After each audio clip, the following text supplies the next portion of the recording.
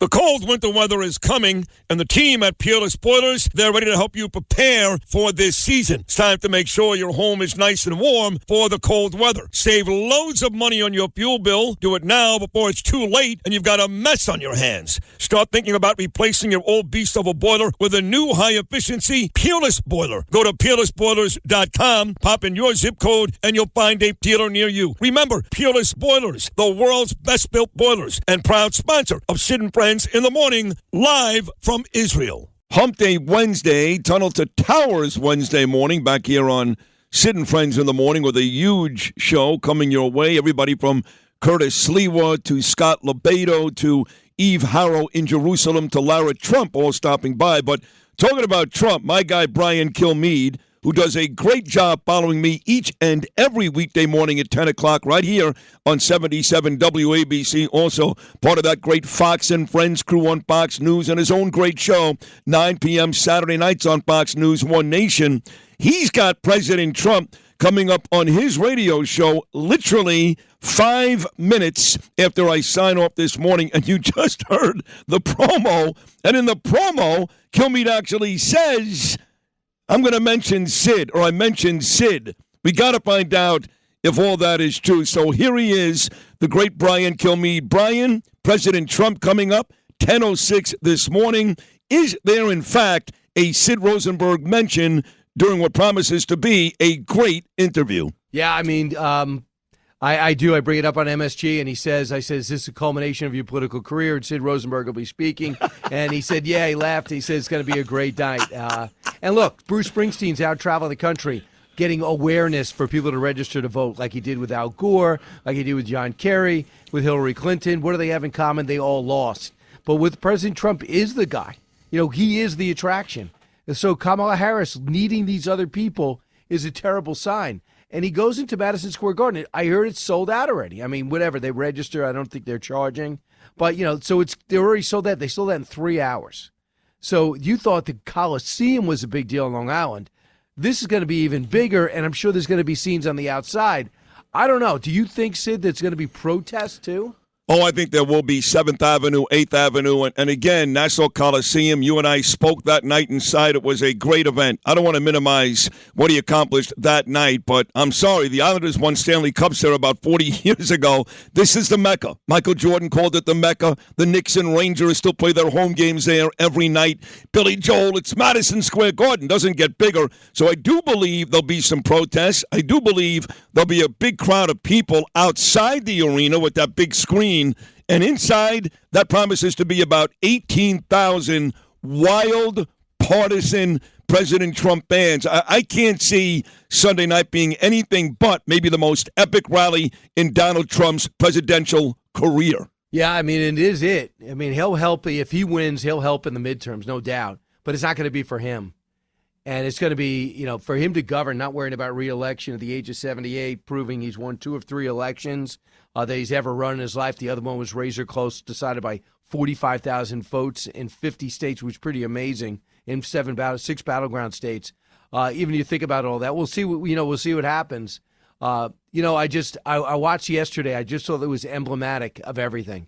Harris stayed home, does 2 interviews. I'm sure you're going to play some of the NBC. She has no answers. No. Haley Jackson just followed up and says, you know, what is your policy on transgender sports? What did you know about Joe Biden's decline? And just with the follow-up question, she just freezes. Yeah. You know, and then, I'll follow the law. No, excuse me. 4 years ago, you said you're for taxpayer transgender surgeries for prisoners. Now you're going to follow the law? And then her fracking story is falling apart. Now, I got off the air, and it turns out John Kelly, General Kelly, the former chief of staff, speaks over to the Atlantic or New York Times and says, well, Donald Trump wanted his generals to be more like Hitler. I'm like, here we go again. This is going to be I expected this. Mattis and Kelly and Milley trying to take him down in the final lap. But there's a lot of pushback. I mean, General McMaster, read his book. He said that Mattis was going out of his way to ignore Trump's orders and undermine them because he didn't think he was worthy to be president. Kelly the same way. That was General McMaster who wrote a book. He was critical of some decisions Trump made, but that's okay. But when John Kelly says he wants to be like Hitler and he's a fascist, Come on. That's not okay, No. because we both know that's not true. He's used to running his own business. He tells his people, his workers are his family. So it's a little different when you say get something done. You go, no, you got to go through Congress. You got to go through this secretary. You got to wait a few days. That's not being Hitler. That's the first private sector businessman. No, there's no question. And, look, I have a habit of if somebody served this country, I automatically love them. But over the years, because of the Trump bashing, I've seen people who have served this country turn out to be real scumbags. Hate to say that, but Kelly, he's a scumbag. I don't care what he did, how much of a hero he was in the past. He's a scumbag. He wakes up every day. He lies. He says things about Donald Trump that are not just lies, but quite frankly, grotesque and disgusting. So I don't really care what Kelly says or Mad Dog Mattis or Milley. Milley's a complete joke. I mean, look at Afghanistan. That blood is on Milley's hands. So couldn't care less. I would say this. Not that long ago, there was a lot of folks who weren't sure about Donald Trump. Yeah, they loved his policies, but there were folks talking about Nikki Haley. There were folks talking about Ron DeSantis. There were folks that were looking for any excuse, despite his great policies, not to vote for Donald Trump. Now I'm seeing this incredible kumbaya. Is that because the other side is so bad, or has Donald Trump done such a good job the last 18 months that he just won everybody over? Well, what happened is they think he's going to win, and they're trying to stop him. Just to amend this thing, I like Mattis personally. I like Kelly personally. They were not a good mix, but they should have stepped out. They should have just said, you know what, I can't do this. He's not my type of guy. I would have respected that more. You don't go in there and undermine him. That's I have a huge problem with. If you dislike the guy, it destroys the whole White House, because then you're taking orders from Kelly as chief of staff from a guy who, for most people, like Trump there, and they felt as though the chief of staff was going the wrong direction. They should have both resigned. But I have no respect for Milley. Milley is a total joke. He presided over Afghanistan. He presided over the exit. He denied that he did it. First, he said that he knows that this administration denied the Pentagon even cost of inflation raises. They watched how it's all been starved. They see the slow walking of weapons. They see Joe Biden get everything wrong. And they watch the industrial base of the military shrink. We're not manufacturing tanks or guns or ammo. That was under him. And you think Trump is a fascist? Trump is the problem? Show some courage. Throw your stars down and say, hey, Joe Biden, you know what? I want to bat for you. And you're about to author the most humiliating military maneuver and order in our history. I can't be part of it. And if he threw down those stars, Biden would have backed off, because Milley started making his name by being anti-Trump. If he came out and was anti-Biden, they would know Biden lost his mind.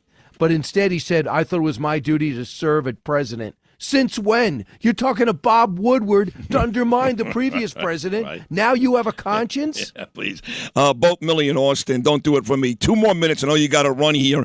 I want to get to a local story. I have to be very transparent. I think you know this. Everybody else does as well. I'm very, very, very close with Congressman Anthony D'Esposito. In fact, Anthony was the one who took me to the State of the Union when I got thrown out. We've done other trips together. I love the guy. And I can't believe that I'm hearing he's losing to the Democrat Laura Gillen out there in your neck of the woods on Long Island. What's that all about? Yeah, we'll say by 7 or 8 points.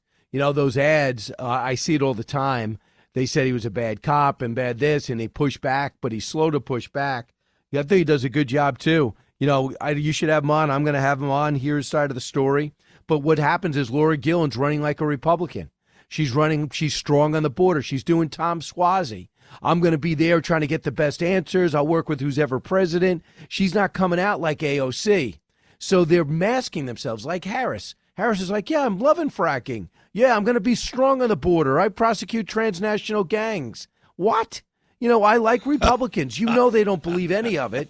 But their platform is not desirable in America.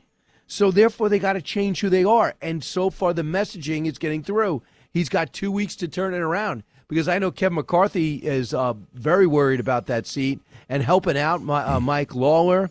He is fending off a very tough Mondaire Jones, who now is funding the cops. Yes. They love the police. Yeah, I know. So, it's unbelievable, Sid. Yeah. People have to remember who they really are because they're pretending to be something that they're not. Yeah. There's a lot of these tough races. You mentioned Lawler and Jones, D'Esposito and Gillen.